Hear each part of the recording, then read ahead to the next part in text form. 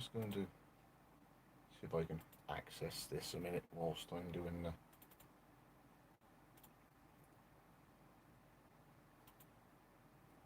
live stream, so I can keep an eye on the chats. Right, it's got the Wessex Blades. I can come in. Not letting me go there at the moment.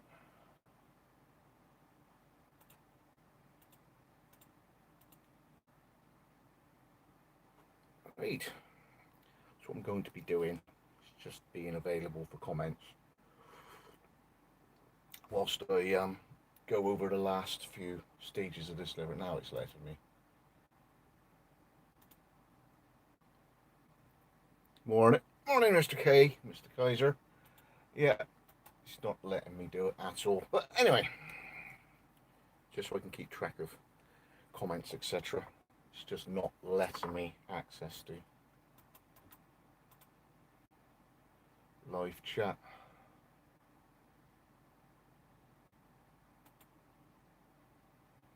Not letting me get on there. Anyway, trying.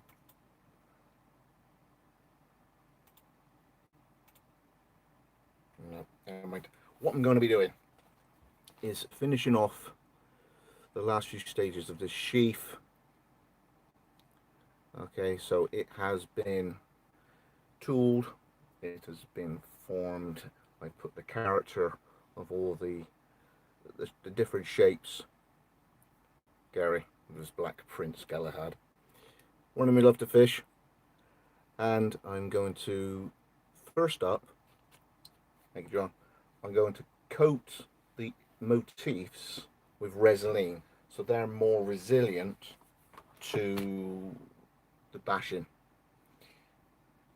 So what I'm going to use is Phoebe's Resolene. I can still feed the lever around those two motifs, so there's plenty of access for lever treatment, whether they want to use a wax or an oil. But I've moved forward into doing something called Lexol, which keeps the pH more neutral, so that the lever doesn't oxidize in time to come. Still trying to access. Not letting me go on there at all. Stupid YouTube. Now we're there. So I'm going to knock my sound off. Great Jude Moore sound. Right, I'm on there now. So I can obviously due care, attention of crazy comments that may happen. So thanks, Johnny. Thanks for liking, everybody. So I'm going to get a paintbrush. No need to be too detaily, because all I'm doing is those sections there with Resolene. So I'm going to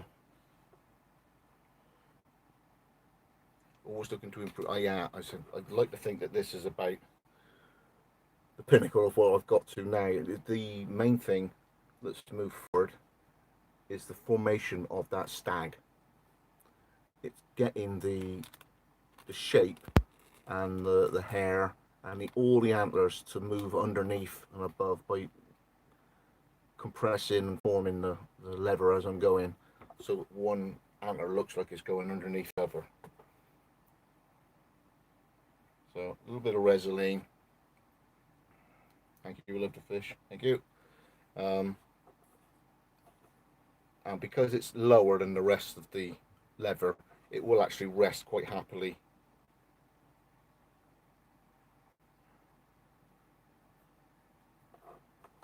You know, it will rest there because the level's slightly lower when I've been tooling it down.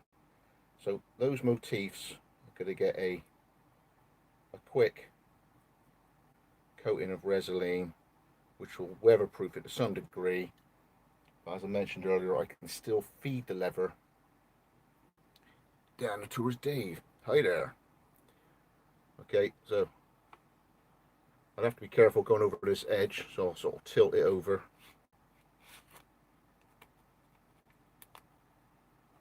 That will give a lot more resilience to the work gone into the tooling. for weather. So now that has been resined. That's an acrylic top coat, as it were, a protective top coat.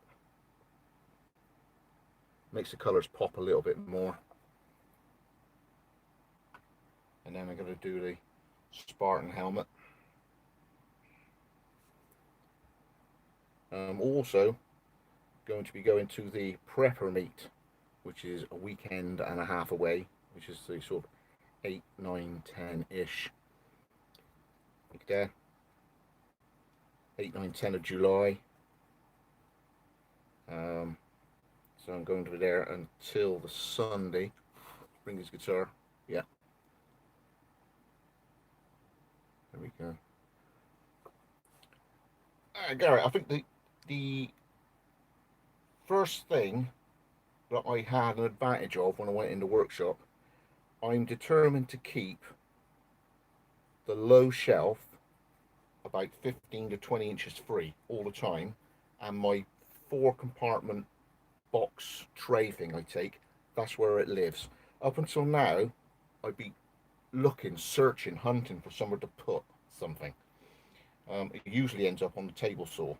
So now I've got somewhere where the knife compartment tray lives and can work off. So that was an instant bonus. Lightwise is better, because obviously the shelves now are white in themselves, and the wall behind it being white, there may be a chance of putting some lights behind and sort of give me a little bit more illumination that way. But it is far better. But those cabinets lasted 20 something years. So except what the life they gave, and they actually came to the end of their life, and that was it. They were shot by the time I finished with them. They absolutely collapsed completely. So that is now resined.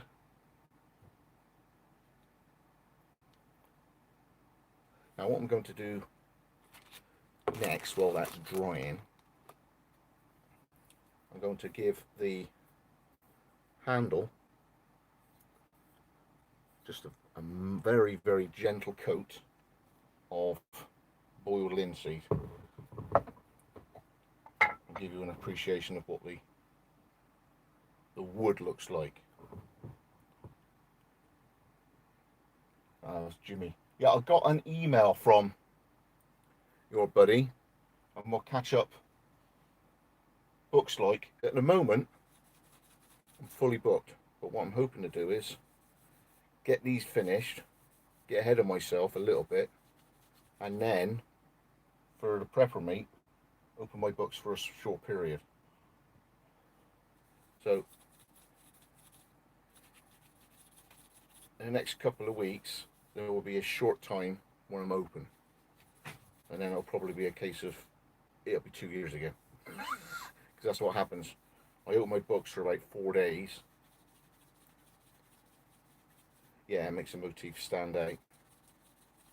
But that resin will be now underneath all the other treatments. It won't allow treatment to go through it, because it's like a sort of solid coating. So just a touch of boiled linseed. Now this wood is Australian Jara, and then I double dipped, stabilized it. So it went in, coloured resin, the resin, then I oven cured it, and then I put the next layer sort of application on, and that one under vacuum. If you put the first one under vacuum, you can't get much more in, but if you put the first one and just soak it, there's an opportunity for the vacuum one to actually go and fill it up. So that's got a coat of boiled linseed, and my treatment for blades is simple 3-in-1.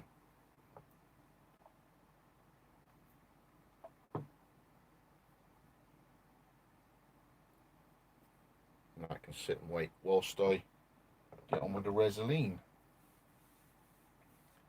Thanks, Gary. Keeping up with all the chats here is quite good. But yeah, I got to do obviously due diligence, because the last thing I want is one errant person to jump on and leave a dumbass comment, and then it puts the whole thing in bad standing, doesn't it? So this is the conditioner. It's called Lexol. I just have a very simple cloth to write, ferro rod with a bead as well. Get yourself a moderator. Yeah, what's that? It's like a silencer, isn't it? It's tech, Gareth. Like anything past printing press. I don't know. I'll figure it out. So about that much. Main thing I'm trying to get it into is the stitching holes. You've seen before, so I'm just going to train it into the holes down through the stitching.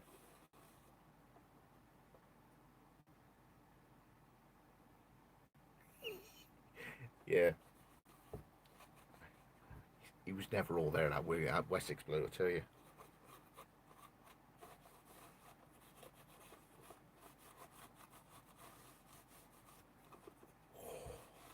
Lexol. So that's top coat of that.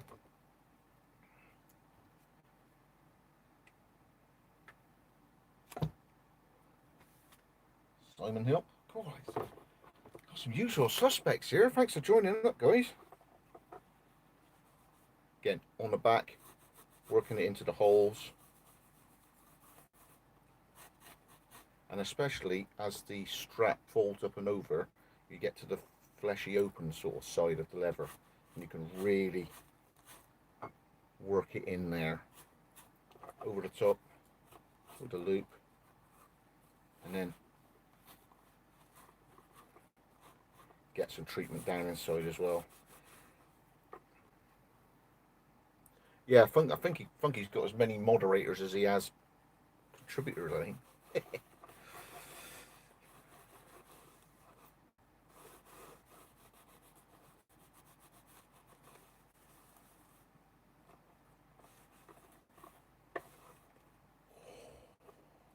Nice.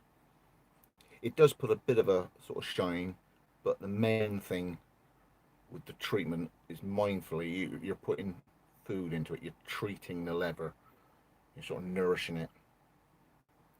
So that's the main sheath,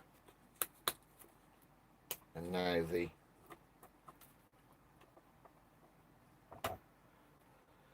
loop itself, and it's trying to get it into the inside because it really wants to be fed.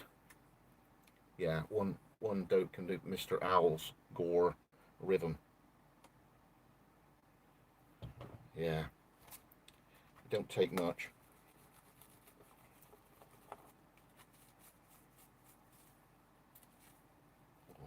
And it supples it all up again afterwards. So I used to use the neat's foot oil, but from picking up information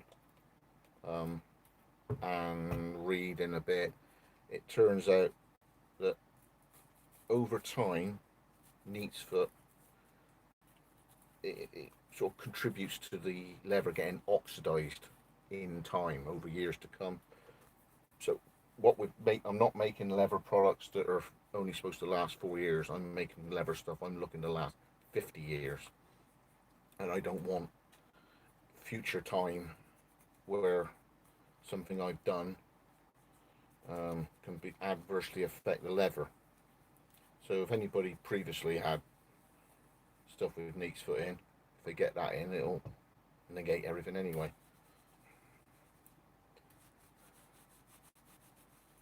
So as with all treatment, the first time you do it, it soaks it up. Oh, after all the tanning that's gone on, the leather is screaming, it's desperate for something to go into it. and you can really feel the leather's character change as it's took on board this fluid.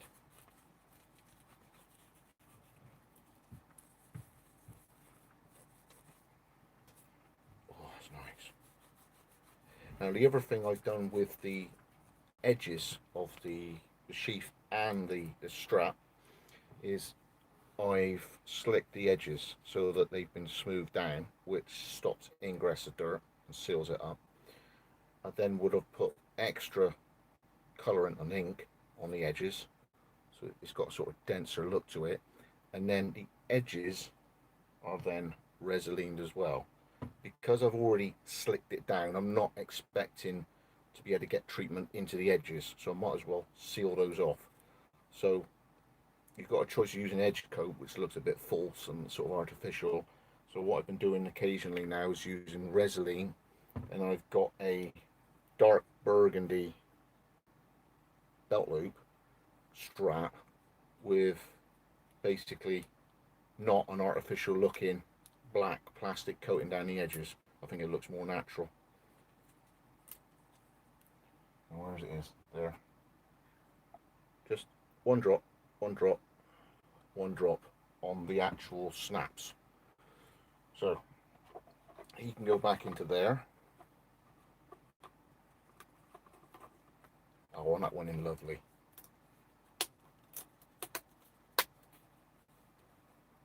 Sweet. One quick extra go. Don't need so much on a second application.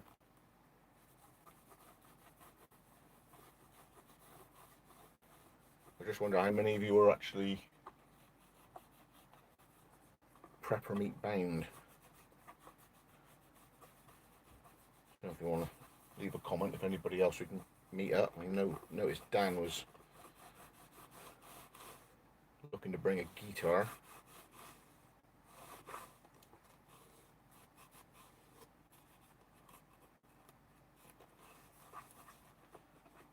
Oh yeah, Dan's there. Got a lot. Yeah, it's all busy lies. Oh, sweet. Now that was a mixture of 2 parts Phoebe's burgundy, 1 part black, so it's gone a deep chestnut. So sort of a custom mix.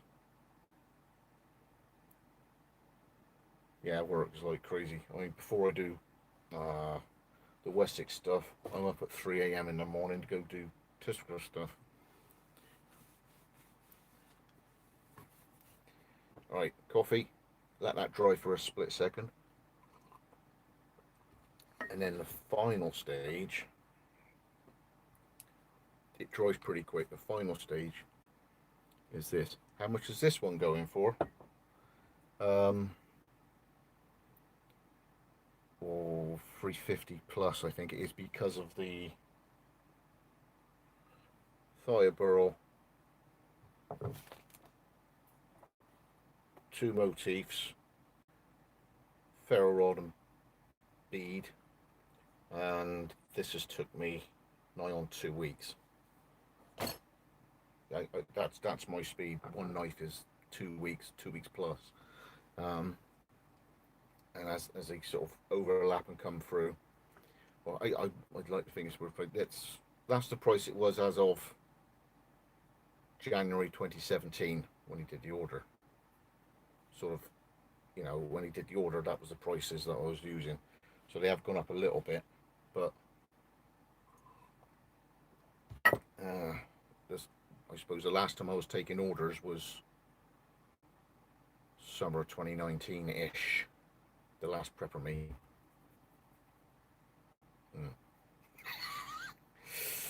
Wessex, the 2 yearly opening of books.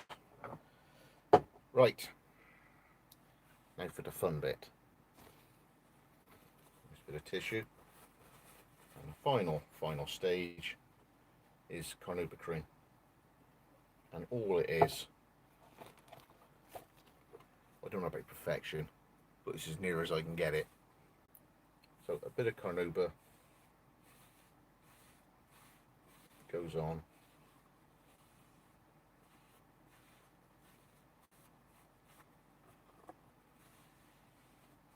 I think the thing that takes the time is, if you can imagine, there's 4 layers of 3.2 millimeter veg tan leather. I got to get that through it. It stops there, so you got to come through from either side and bullseye every hole, because if you don't, you have an errant hole. That takes ages pounding through.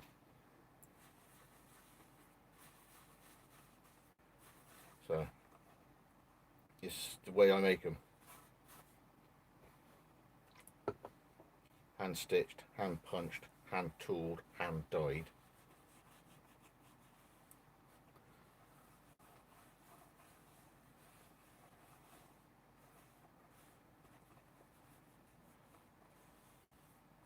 There we go. Now let's go and get the strap off, and then get some carnauba on that.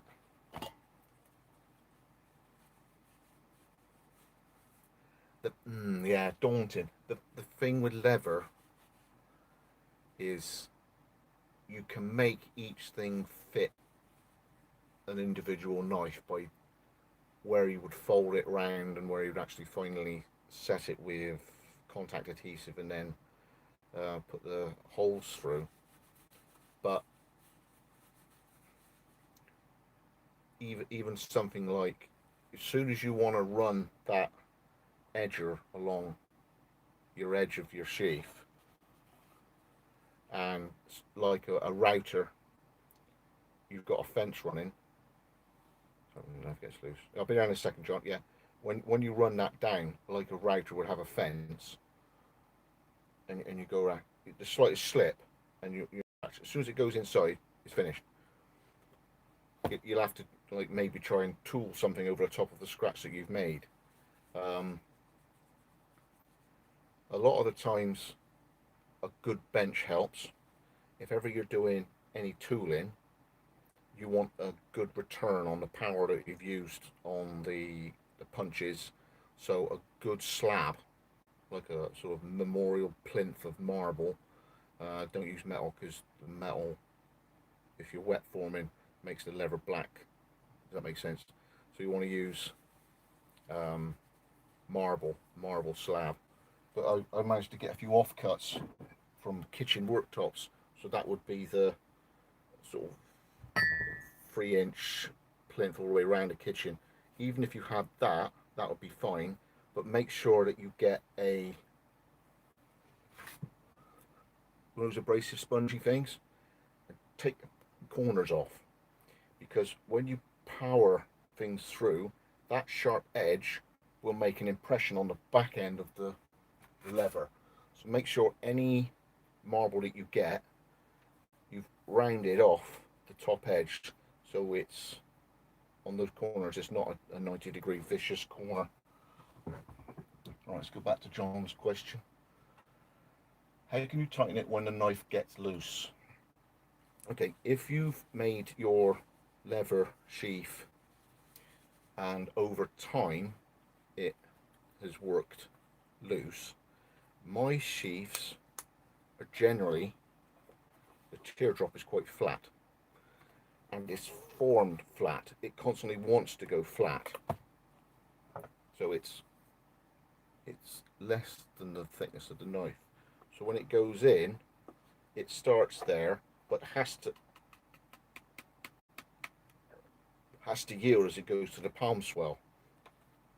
As long as your leather is veg tan, oak tanned, you can wet form it, but you won't be able to wet form it as easy if you've resined the outside of the sheath. You'll have to get the water in somehow in order that you can,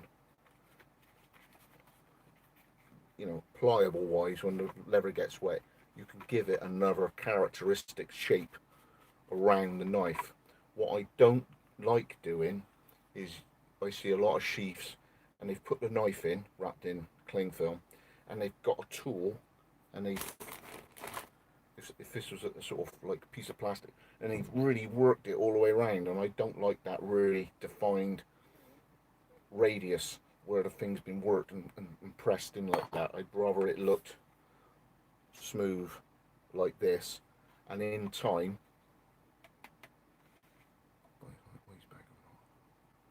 don't know what it is, bro. So in time, this might need a wet form 10 years down the road, okay, but because I've only gone on the outside with a carnauba cream, you can slightly damp the leather down, and then wrap that in cling film, form it around, squeeze it a bit, give it some characteristic around the knife, and then pull that out, and then hang it up and leave it to dry in a sort of still warm air, or maybe around an airing cupboard or something, and you can get it to retain it. The only other thing would be to just work around the top.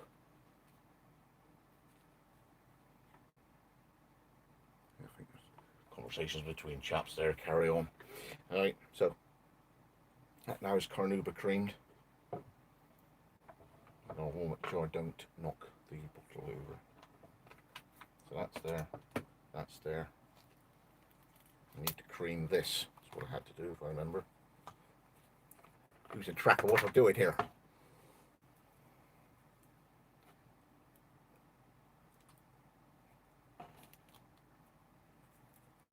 Alright, carnauba cream.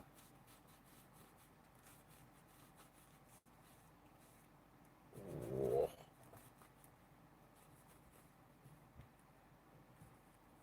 Just the merest.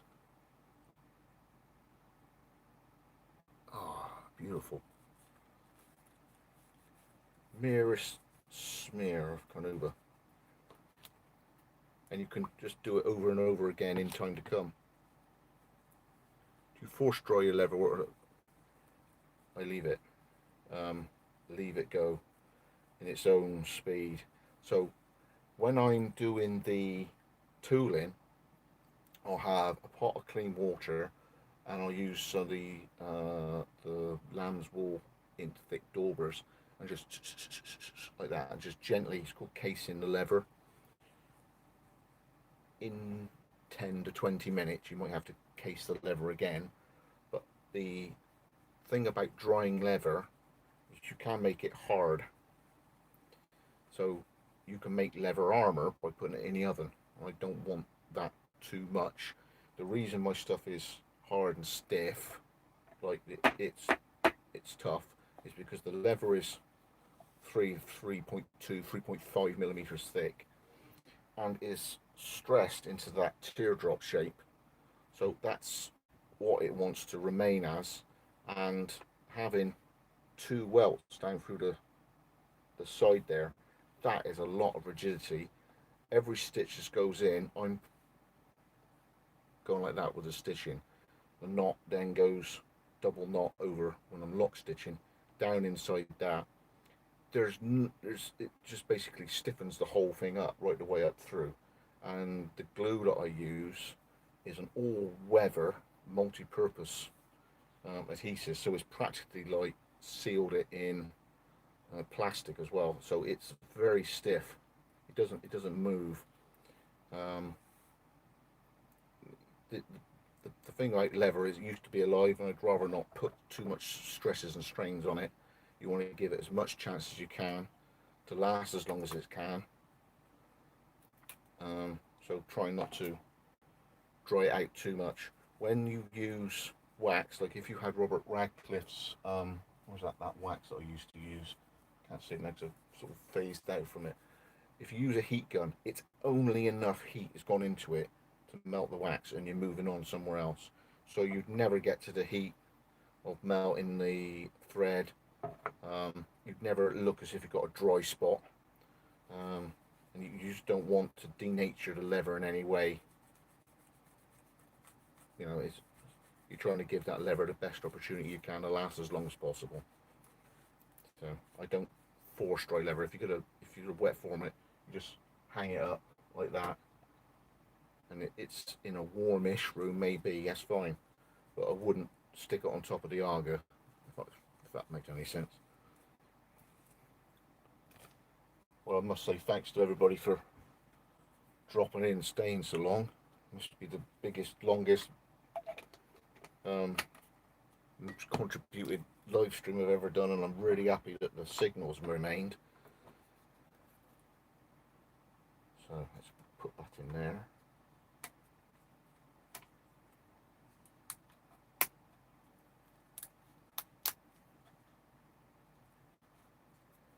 So that is now resilinged, as we mentioned before, over the top of the motif, so they are protected, sealed. It's been fed with the Lexol. I can still feed that through over the next day or two through the carnauba cream a bit.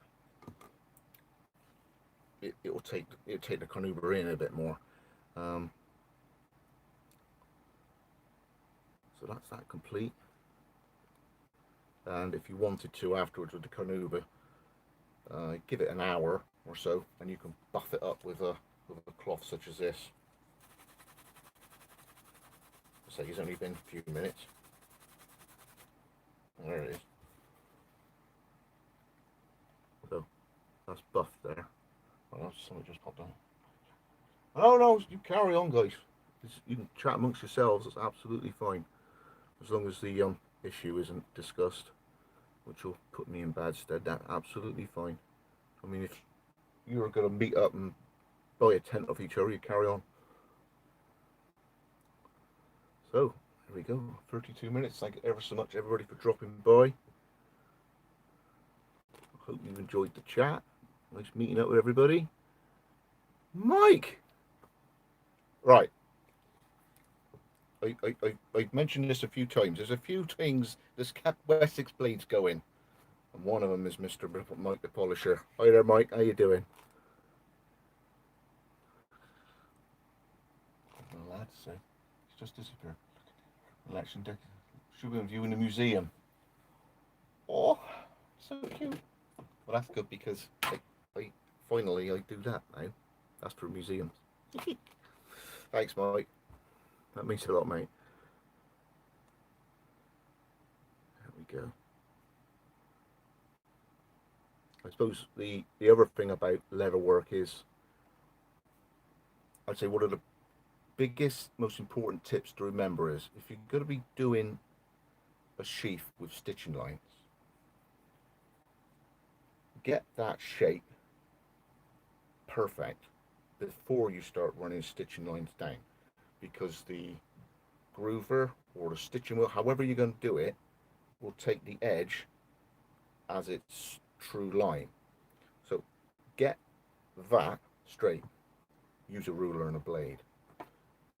Make that the whatever radius you're going to get, whether it's on the grinder on an idler wheel, or you've bought yourself some half moon chisels like this. Whatever it is on that radius, get it perfect.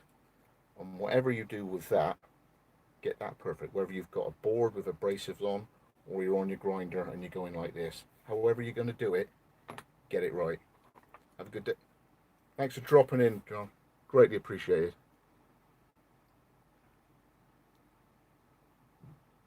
There you go. Thanks, guys. And the other tip again was on the marble. Get one of them spongy pads or something and take that sharp edge off. You might be able to get an offcut and then use a stone cutter to tidy up the edges. Right, I should love you and leave you. Thank ever so much everybody for dropping by. Scott Wessex Blades. I'm gonna get back to work. Yeah, I think we all will. Second job of the day already. And see you on the next one. Bye all. Cheers Gary, cheers John, Mike, John DV. Radio Ploggle. There was Simon was dropped in as well. Flat Frank. Look at this lot. Wow. Wow, thanks for your time, guys, and you really got me down to Tourist Eve. Righto, thanks guys. Scott Wessex Blades out. I think I'll turn it off on here. All the best. Hopefully see you all at the prepper meet.